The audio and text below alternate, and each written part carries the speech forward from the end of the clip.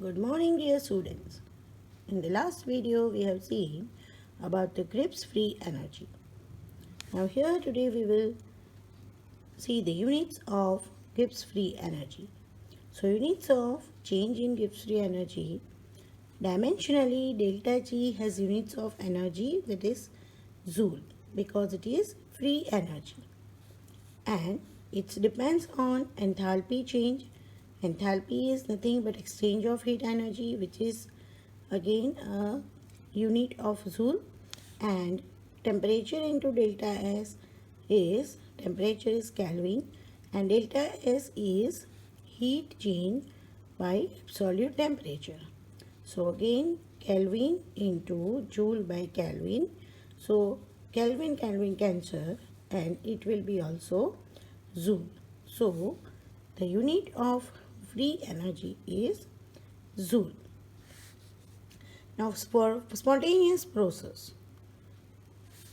delta S total is equal to delta S system plus delta S surrounding. So this should always be in the positive. Entropy, if it is positive, that means increase in entropy will be possible to give the total entropy of the process. If the system is in thermal equilibrium, it means no change in temperature, thermal equilibrium, temperature remains equal. Then delta T, change in delta T won't take place, that is 0. So the temperature of system and surrounding will be same, and therefore enthalpy change of the system will be equal to negative enthalpy of the surrounding. What does this mean to us? That if temperature is same for a system and a surrounding, then whatever the heat energy is released by the system will same amount of the energy will be absorbed by the surrounding. That means they are opposite of each other, system and surrounding. See, here example is given. If 20 joule energy is given out by the system, then similar 20 joule energy will be absorbed by the system. That is, no wastage of heat or no loss of energy is carried out.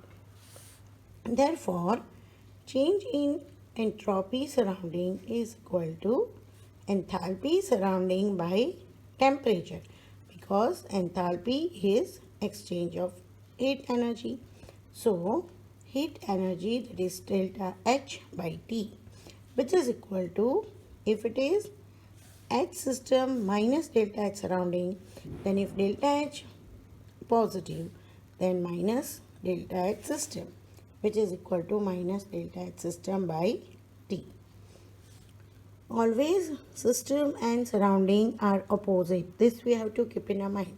If surrounding is absorbing the energy, system will release. If system is absorbing, surrounding will release. And here we know that entropy change is equal to heat of surrounding change by the temperature. So that's why it is written delta H surrounding by T, and delta S system is considered as delta H surrounding by temperature. So delta S of total, that is total entropy change, is equal to entropy change of system plus entropy change of surrounding. Putting this value, entropy change of surrounding, that is enthalpy change of surrounding by T, in this place we will get this equation. Multiplying this equation of all the terms by temperature, we will get here T delta S total is equal to T delta S system plus minus delta H into T upon T, where T will be cancelled, and we will get T delta S is equal to T delta S surrounding total T delta S system plus minus delta H system, right? So rearranging these terms, we will get T delta S total is equal to T delta S system minus delta H system. So for a spontaneous process which is taking place naturally, entropy should always be positive. All reactions should lead towards the increase in entropy. And if the entropy is increasing, that means it is forward reaction, then delta S total will always be greater than 0. So T delta S system minus delta H system will always be greater than 0. If this is greater than 0, then this term will also be greater than 0.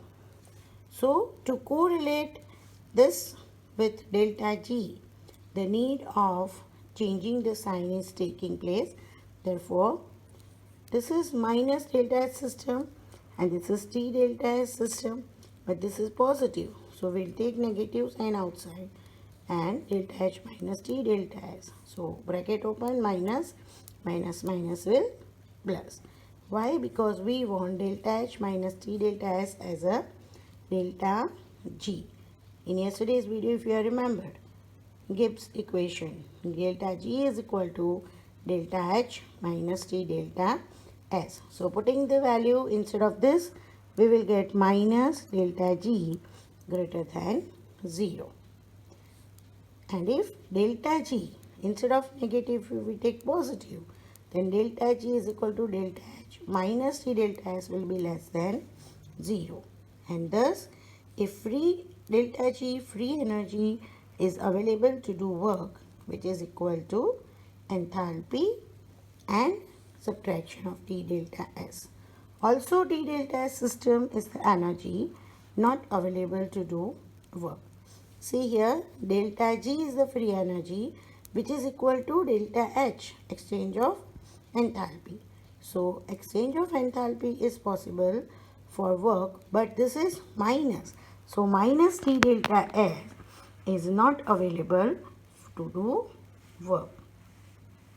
Thus, all energy in chemistry or in the chemical reactions are not useful to do work.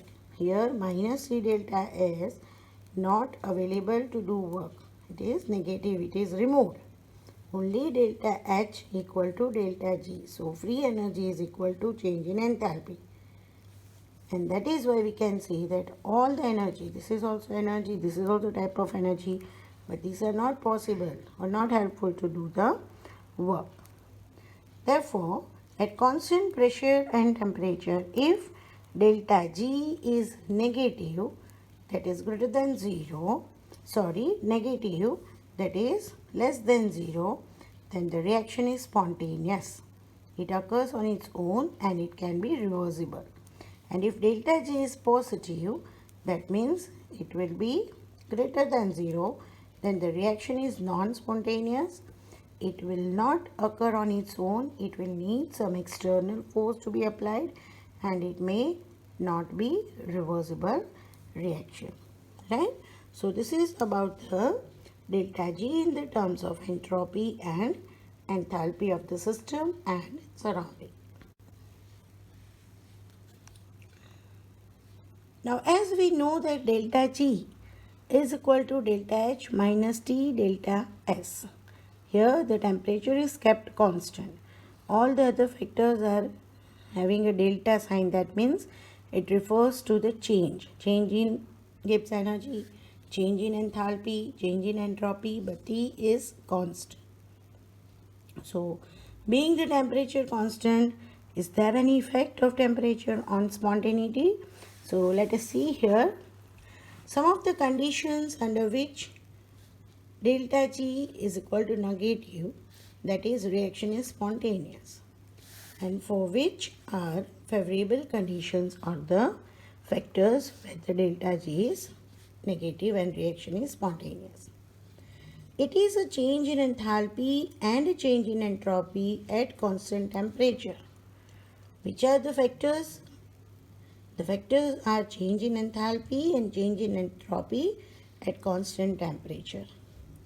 If reaction is exothermic, now when it is exothermic, it means energy is released, right? So, enthalpically or entropically, then it is a favorable condition, because if exothermic reaction, delta H will be negative, and if delta H will be negative, possibility of delta G will also be negative.